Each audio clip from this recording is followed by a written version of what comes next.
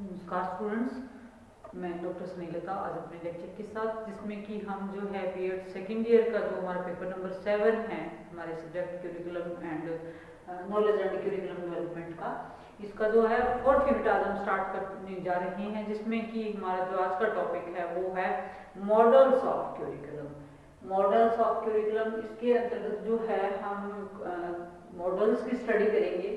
कौन कौन से? Grassroot model, system analysis model and administrative model. ये जो मॉडल है ये शिक्षा के क्षेत्र में बहुत ही अधिक अपना योगदान देते हैं। ठीक है कि कैसे शिक्षण प्रक्रिया को हम बेहतर बनाएं, कैसे इसकी व्यवस्था चलाएं और कैसे जो है एडमिनिस्ट्रेटिव जो हमारा सिस्टम है उसको कैसे हमें बनाएं, कैसे हम जो है उसको शिक्षा के उद्देश्यों को मैक्सिमम हम प्राप्त करने के लिए किस प्रकार के मॉडल जो है वो शिक्षा के क्षेत्र में हम लेकर के आए। इनका मेन मोटिव यही रहता है। अब हम फर्स्टली जो है ये बड़ा ही इजी और बड़ा ही इंटरेस्टिंग क्वेश्चन है, अगर इसको हम थोड़ा सा डीपली पढ़ें तो सबसे पहले हम बात करेंगे मॉडल्स की कि मॉडल्स क्या होते हैं, क्यूरिकुलम क्या होता है और क्यूरिकुलम के मॉडल क्या होते हैं। जो क्यूरिकुलम शब्द है सर बच्चे स्टूडेंट्स हम जो है वो पहले ही जैसे कि कर चुके हैं कि जो क्यूरिकुलम क्या होता है। क्यूरिकुलम एक ऐसी विषय वस्तु होती है जिसको पढ़ करके बच्चे जो है वो वर्ष भर जो अपना अध्यापन कार्य पूरा करते हैं, अपना अध्ययन कार्य पूरा करते हैं सॉरी, और जो है वो आगे बढ़ते चले जाते हैं और अपने जो उसका कोर्स है उसको पूरा करने का प्रयास करते हैं। तो यहाँ पर हम जो है आज मॉडल ऑफ क्यूरिकुलम के अंतर्गत इतना ही जो कई बात करने का प्रयास करेंगे, जिसमें कि हम क्वेश्चन लेकर यहाँ आए हैं कि what do you mean by model. Model का अर्थ क्या है and describe the model of curriculum development and planning. Question आपका इस प्रकार से आ सकता है।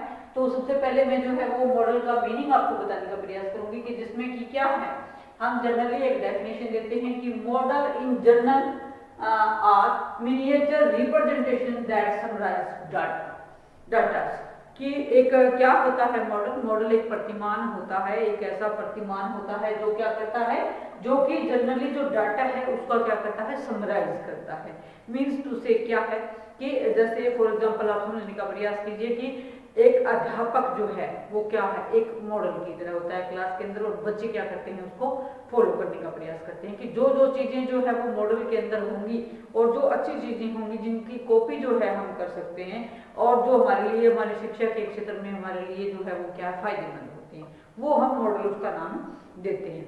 अब कहते हैं जो किसी भी कक्षा के जो विद्यार्थी होते हैं, ठीक है, उनके लिए जो टीचर है वो मॉडल का काम करता है। और जो प्रतिमान है क्या है, कहते हैं कि एक आदर्श है, जैसे टीचर आदर्श है वैसे जो मॉडल है वो भी क्या है, एक आदर्श है जो कि शिक्षा के क्षेत्र में या शिक्षण विधियों के रूप में छात्रों के लिए क्या है, सहायक सिद्ध होता है।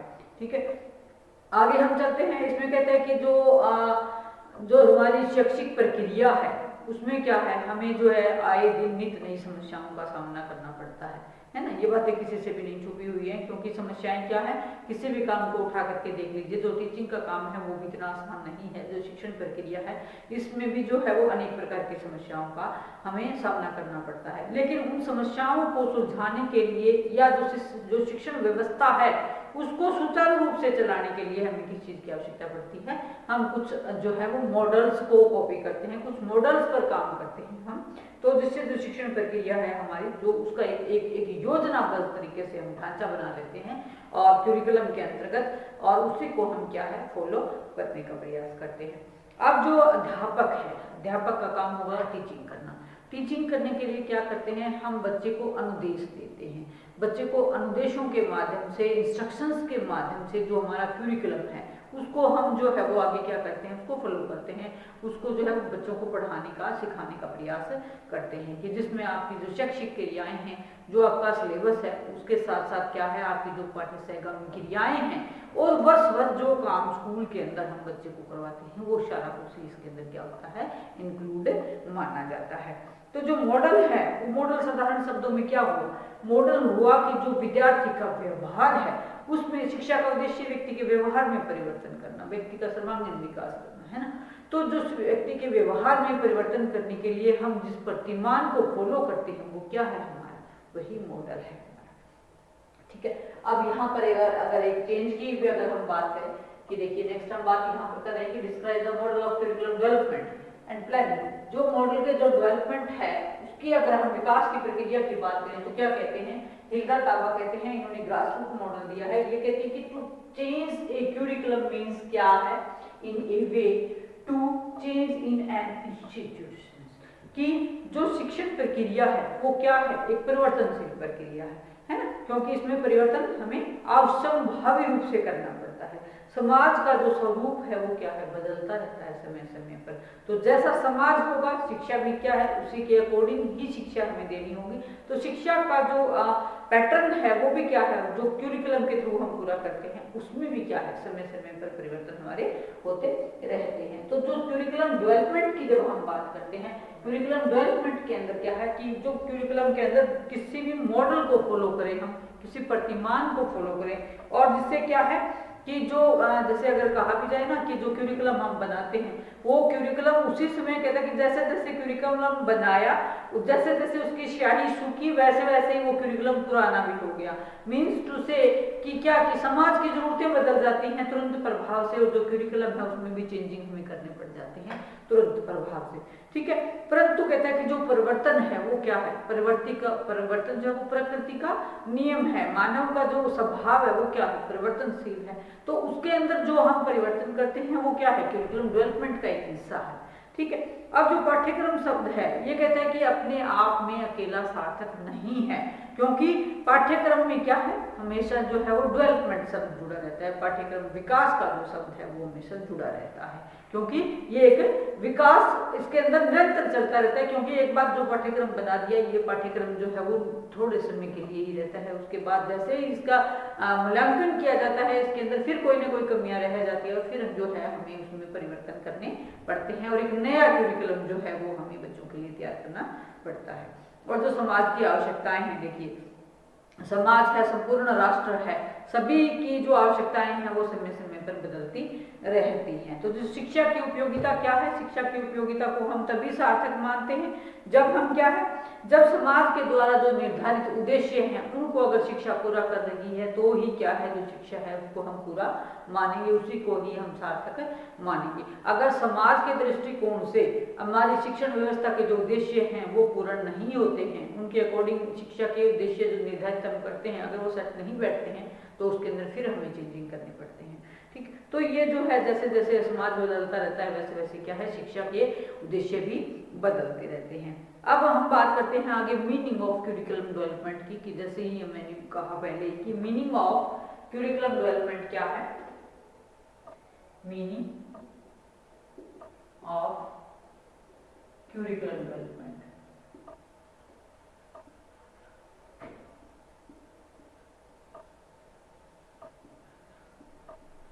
मीनिंग ऑफ क्यूरिकुलम डेवलपमेंट में यही चीज आती है आपकी कि जो विकास की प्रक्रिया है वो क्या है, क्यूरिकुलम के थ्रू जो पूरी की जाती है वो क्यूरिकुलम डेवलपमेंट क्या कहा जाता है उसको।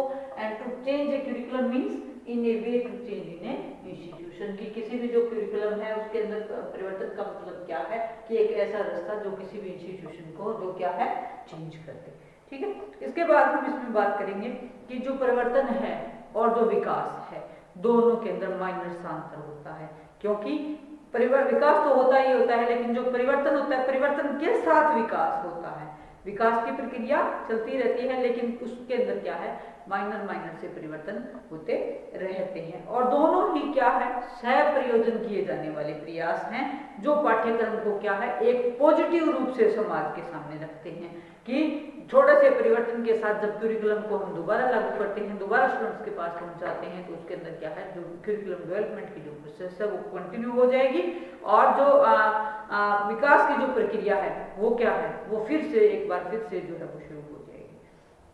अब देखिए कहते हैं कि जो पाठ्यक्रम का विकास है और जो विद्यालय है, छात्रों के व्यवहार और समाज में होने वाले विकास दोनों एक दूसरे पर निर्भर करते हैं। जैसे जैसे समाज के अंदर वैसा विकास होता जाएगा वैसे वैसे ही क्या है, बच्चे का भी विकास होता चला जाएगा, और दोनों एक दूसरे पर आश्रित हैं। अगर क्योंकि बच्चा क्या है, समाज का एक हिस्सा है, समाज में रहते हुए अनेक तरह के बच्चा जो है वो शिक्षा ग्रहण करता है, अनेक तरह की क्रियाएं करता है, क्यूरिकुलम के माध्यम से हर समय जो है कुछ न कुछ नया सीखता रहता है, और जो मॉडल है हमारे वो क्या है, वो उसको सीखने में उसकी मदद करते हैं, ठीक है। परंतु क्या है, कहता है कि भारतवर्ष में पाठ्यक्रम विकास की दिशा में अपेक्षित ध्यान नहीं दिया गया। इसलिए क्या है, हम कंपैरेटिवली अगर देखें अन्य देशों की तुलना में, तो हमारी जो शिक्षण प्रक्रिया है आज भी जो विकसित देश हैं, जो डेवलप्ड कंट्रीज हैं, उनकी तुलना में जो है हमारा जो शिक्षण व्यवस्था है वो क्या है, इतनी जो प्रभावी नहीं हुई है।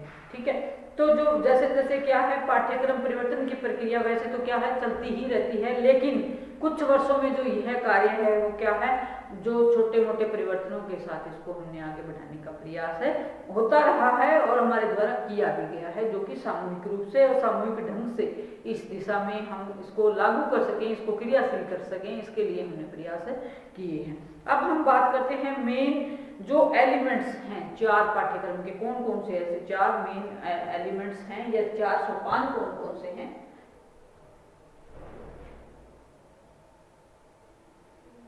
जो कि क्यूरिकुलम को प्रभावित करते हैं। 4 स्टेप्स की अब हम यहाँ पर बात कर लेते हैं।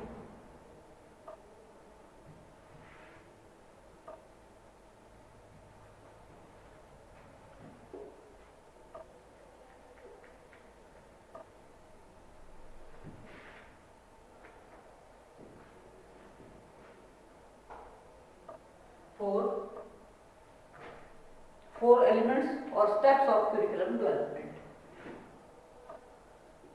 4 स्टेप्स ऑफ क्यूरिकुलम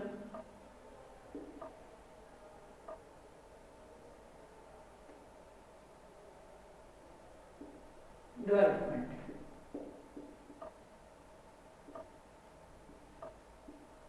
देखिए कौन कौन से हो सकते हैं। पहला, जो शिक्षा के उद्देश्य हैं उनका निर्धारण करना या शिक्षण के उद्देश्यों को निर्धारित करना। जैसे इसको हम एक डायग्राम से भी यहाँ पर शो कर सकते हैं। पहला,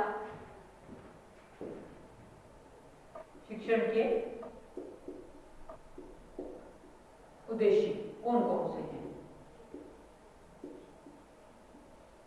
ठीक है, अगर हम डायग्राम से इसको शो करें तो जो शिक्षा के उद्देश्य हैं या शिक्षण के उद्देश्य,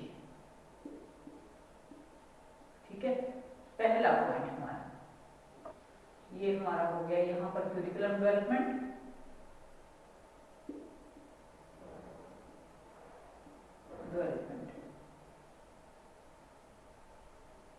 ठीक है, सबसे पहले हम क्या करते हैं, किसी भी शिक्षण व्यवस्था के अंदर क्या है, सबसे पहले हम उद्देश्यों को निर्धारित करते हैं कि जो क्यूरिकुलम है हमारा वो किस प्रकार से होना चाहिए।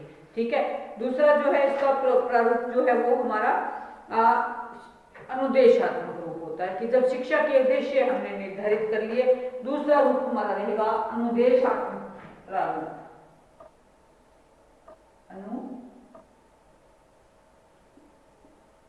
अनुदेशात्मक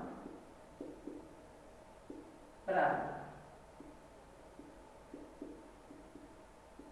अनुदेशात्मक प्रारूप क्या होता है, देखिए जब टीचर क्या करता है, बच्चों को पढ़ाता है तो क्या करते हैं, कुछ इंस्ट्रक्शन देता है।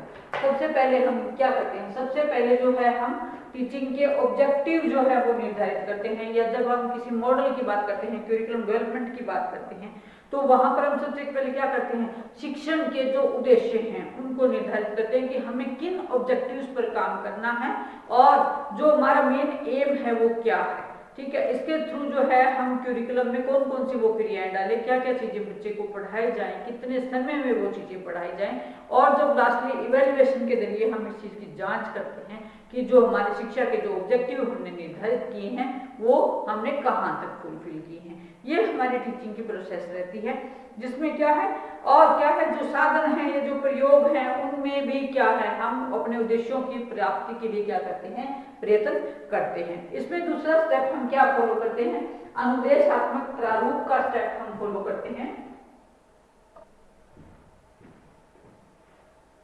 अनुदेशात्मक प्रारूप, बच्चे को हम अनुदेशात्मक प्रारूप। अनुदेशन का मतलब होता है कि जब कोई अध्यापक किसी भी बच्चे को इंस्ट्रक्शन दे रहा होता है, अनुदेश दे रहा होता है कि हमने जो है वो करिकुलम को किस प्रकार से पढ़ना है, किस टीचिंग मेथड्स के साथ हमने पढ़ना है, हमारी जो पाठ्य वस्तु है, कंटेंट मैटर जो है हमारा, उसको हमने कैसे समझना है, कैसे हमने उसको पढ़ना है, अंडरस्टैंड करना है।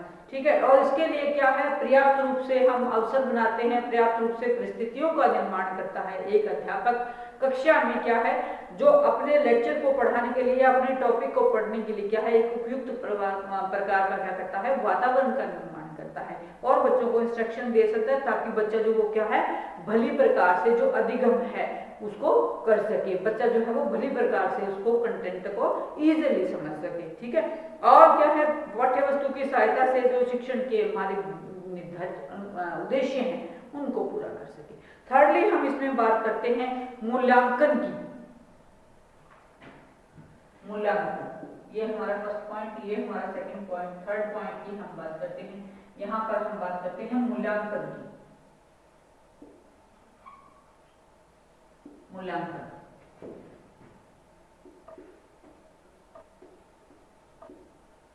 मूल्यांकन, जब हम बच्चे को हमने पढ़ाया, पढ़ाने के बाद हम क्या करेंगे, पढ़ाने के बाद हम उसको असेस करेंगे, इवेल्युएट करेंगे कि कितना उसने सीखा। मूल्यांकन क्या है, मूल्यांकन भी एक प्रक्रिया है जिसमें हम बच्चे को क्या है, जब हम पढ़ाते हैं, पढ़ाने के बाद जो है हमने शिक्षा के ऑब्जेक्टिव्स को कहाँ तक प्राप्त किए, कितना बच्चे ने सीखा, इस चीज को हम जो है वो निर्धारित करते हैं। और जो शैक्षिक उद्देश्य है, किस सीमा तक हमने प्राप्त करे, इस चीज को चरणबद्ध तरीके से 2 वर्ष भर हमने पढ़ाया, या जो चाहे बहुत सारे तरीके होते हैं असेस करने के, इवैल्यूएशन करने के, क्योंकि जो प्रणाली है, शिक्षण प्रणाली है, उसमें हम जो है वो ग्रेडिंग का भी यूज करते हैं, सेमेस्टर प्रणाली है, अंकों का भी जो है हम यूज करते हैं।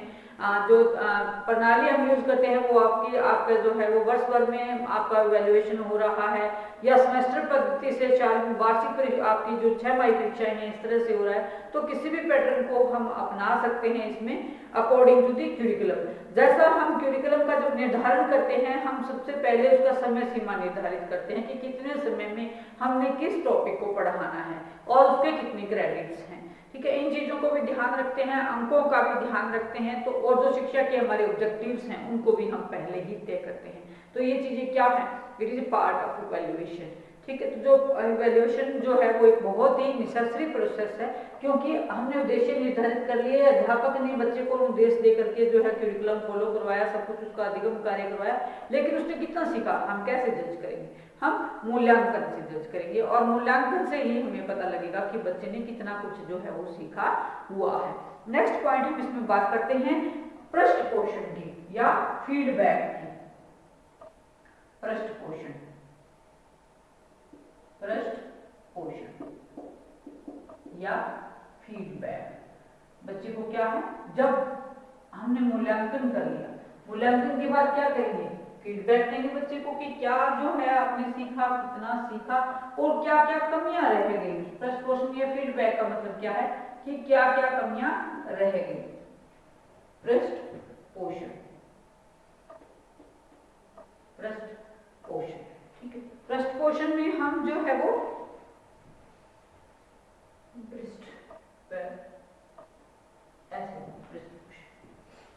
पृष्ठ पोषण में हम क्या करेंगे कि जो पाठ्यक्रम की प्रक्रिया है उसका एक अंतिम चरण ये माना गया है, और इससे जो मूल्यांकन है हमारा, उसमें हम वस्तु स्थिति का अंदाजा लगाएंगे और छात्रों को क्या करेंगे, फीडबैक प्रदान इससे किया जाएगा। ठीक है। और जो इस प्रक्रिया में सुधार हमने क्या करना है, ये हम कैसे करेंगे, फीडबैक से करेंगे। ठीक है। फीडबैक से करेंगे। अब ये तो हो गया हमारा जो सिस्टम है, क्या कहेंगे इसको, the cyclic process of the curriculum development. पाठ्यक्रम विकास की क्या है, ये चक्रीय प्रक्रिया इसको हम कहेंगे। पाठ्यक्रम विकास की